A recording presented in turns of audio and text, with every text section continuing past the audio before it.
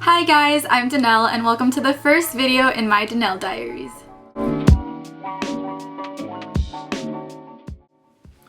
So I'm from California and I'm currently a first year medical student in the Philippines, and I kind of just wanted to share like my general process of how I ever even ended up going to medical school there, just because I know that when I was applying and when I was still deciding where to go or what to do, I would try to look for videos like this especially from people from America trying to do the same, but I never really found anyone.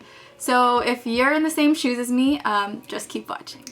So just like a little background on me, I was born and raised here in California.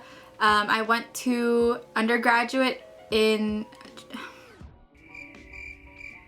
it was a small private school called Chapman University, and I graduated in 2019, January of 2019. My major was biology and my minor was psychology. So when I graduated college in January of 2019, I was still kind of unsure of what path in the medical field I wanted to go to, because I know I've always wanted to be a doctor ever since I was young, and I never changed my mind. But I think because of like financial reasons and kind of just balancing like the pros and cons, I did kind of consider doing PA school. So my two options were to study and keep going to medical school or to move to PA school. But I did go to the Philippines for a month after I graduated, just for vacation. And I guess I kind of forgot how much I loved it there, and like it's been a while since I went there, because I don't think I visited the Philippines at all throughout undergrad, because like things were piling up and it was too busy. So when I went there, I kind of just like remembered how much I loved it, and how much like before I always wanted to go to school there, whether it was high school or undergrad. I always tried to convince my parents to like let me go to school there, but I guess I never followed through. So when I got there though, I kind of was able to talk to a lot of my relatives, some of which were doctors or like were faculty in some of the medical schools. So I kind of like got their input, and they kind of like opened my eyes to the possibility of going to medical school there. Like I don't think I realized how much the curriculum was similar to America's, or how it's possible to graduate from school there and then come to America to practice. So I kind of learned so much more about it, and I did more research. I even visited some of the schools, and I think I was so surprised at how beautiful they were and how modern they were, because I never really like thought about it. Also, after talking to a lot of my family members about the option of going to medical school in the Philippines, I also learned that it's so much cheaper than it would be if it were here in the States. And I guess I talked to my parents about it more, and they kind of agreed that because of its price difference, if I were to pursue medicine in the Philippines, it would still be something that they supported me in, which is a huge plus. Like getting to graduate medical school with no debt sounds like amazing to me. And after talking to like relatives who practice here, who graduated there, it is so possible for you to come from the Philippines and practice here. It might take a little more jumps or a little more work, but it's doable, and that's all I needed to hear. I was fully on board with it, and that's when I decided to kind of look into it more and really pursue it more with the intent that I am going to continue medical school in the Philippines. So during that trip, that kind of became more of an option for me, and when I came back here, I kind of did more researched about the process that I need to take, and that's actually where I was looking for videos like these, where people were sharing their experience about how they may have gone from America and went to medical school there, but I never really found any.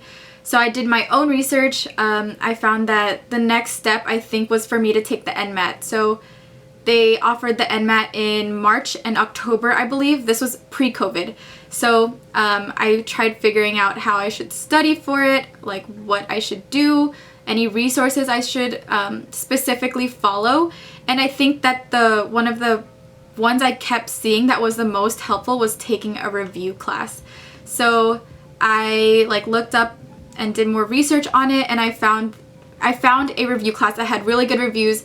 Of course, it was in the Philippines, so I kind of thought about it more and realized, like maybe I could go to the Philippines, take the review class, take the NMAT there, even though it's offered here in America, just so I can also study for it while seeing if living in the Philippines, like when I'm not on vacation, is something I can do, because I've lived in Southern California my whole life. So I just wanted to see if living there could be something that was doable for me, which was, like, I still loved it. I still felt like home, and it was still just as great as I thought it could be. So yeah, so I went back to the Philippines in May, the same year that I graduated, and I took the NMAT review class, which was once a week from May until October, I believe, and then the NMAT was in October. So after the NMAT, that's when I went back home, and I just wanted to spend Christmas here with my family. So when I came back to America after taking the NMAT, I believe it was like around a month until the results came out. And then once the results came out, that's kind of when I started looking up which schools I should apply to and the different requirements for them. So I applied to 3 schools. I applied to LaSalle, UERM, and UST. As to why I applied, that's a whole nother process, or why I chose those 3 to apply to, that's a whole nother topic for another video. But those are the 3 I applied to. The requirements were a little different for each of them. They had like most of the basic stuff, like your letters of recommendation, your transcript, your birth certificate, your citizenship, like things like that. But there was some other requirements that kind of required more. LaSalle actually let me do all my application process online, so I just emailed them all my requirements, and it was super easy. So the applications for UERM and UST, I believe, took a little bit longer just because I had to authenticate or notarize some of my documents, which required me to go like from here to the embassy in LA a couple of times, but once I got it done, like, that's all you needed. So those ones did require me to bring in those documents physically, so a huge thank you to my cousin in the Philippines who took all those documents in and sent them in himself, or brought them to the schools himself. Like, thank you so much. I would not be here if it wasn't for you. So those were a little inconvenient, but that was pre-COVID, so I don't know how it is now. For the interviews, 2 out of the 3 schools I applied to required interviews. So LaSalle had our interview over Skype, because they were able to adjust since they knew I wasn't there. Usually the interviews for all the schools are in person. And then for UERM, I had a phone call interview with a doctor who was stationed here. And both interviews were fine. Like, they didn't ask anything too extreme. Like, for the most part, it was just trying to like get to know you, why you are trying to do this profession, and just like the normal interview questions. So it wasn't too bad. So after submitting all the documents and finishing up with the interviews, it was just like a waiting period. I believe the acceptances came out in March. I think it was early March. And then that's kind of after that, that's where you decide where you're gonna go. And thankfully, I was accepted to all 3. As to why I chose the one I did, again, that can be for another topic in another video. But yeah, so fast forward, I'm already at my 2nd semester of my 1st year, and it's been great. It's been hard, but it's been a fun learning experience, and I wouldn't change it for the world.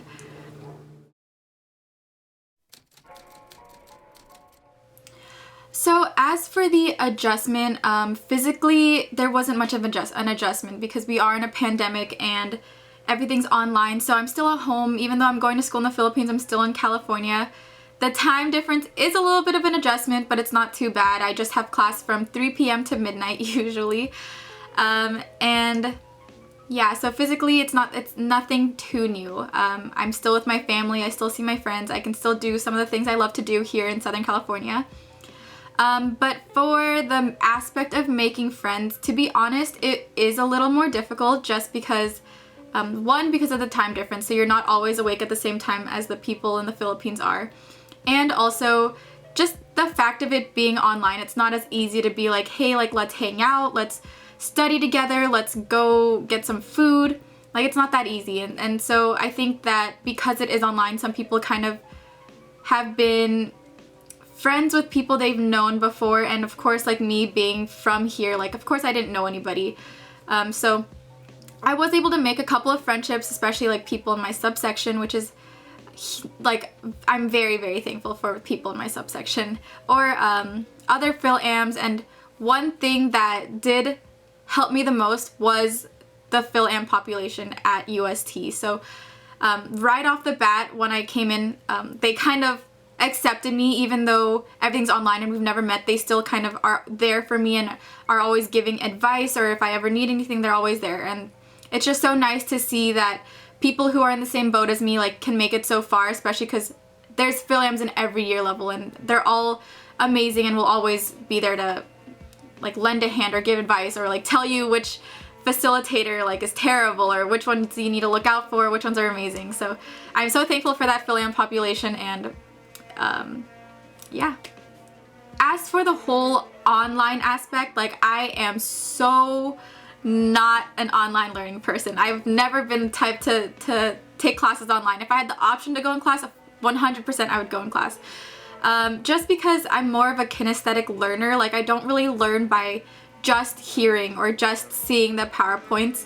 So it's definitely been a challenge for me. Like, I feel like I'm studying for longer periods and not retaining as much information, but after talking with other people, like, it does seem to be of the normal trend.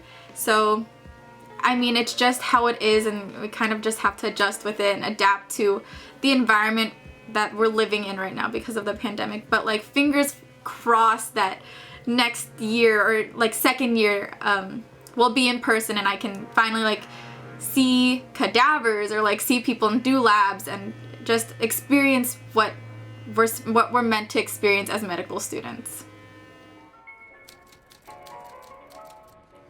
So this is one of the biggest questions I get.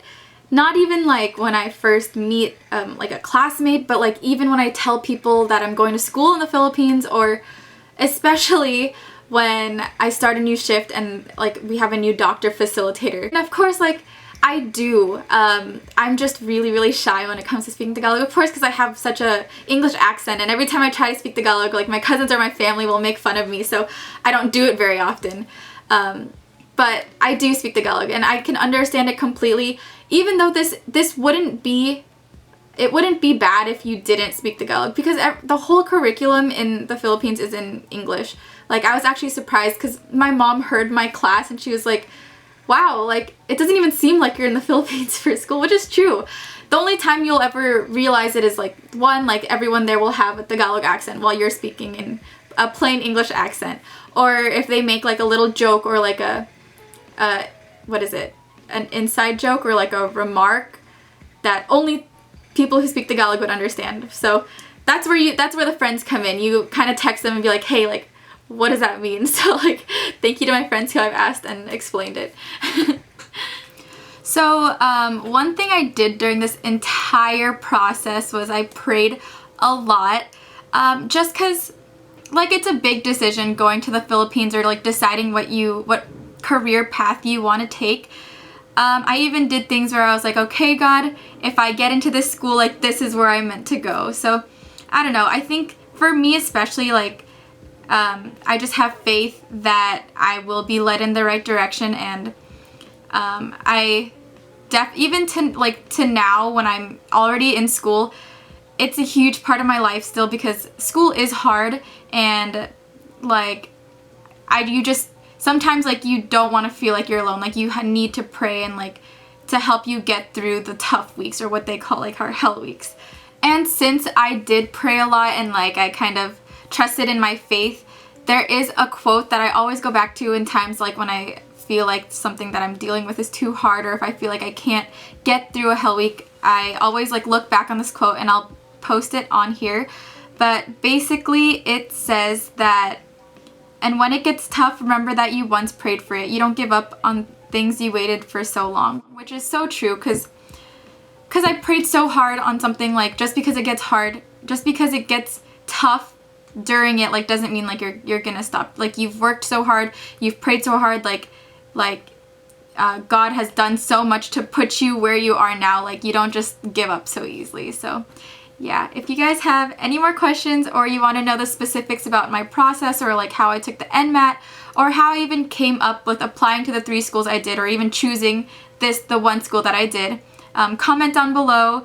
Please like and subscribe. I hope to be making more of these videos as I continue my med school journey. It might be like an uphill battle, but I know it'll all be worth it in the end, so stick with me through it.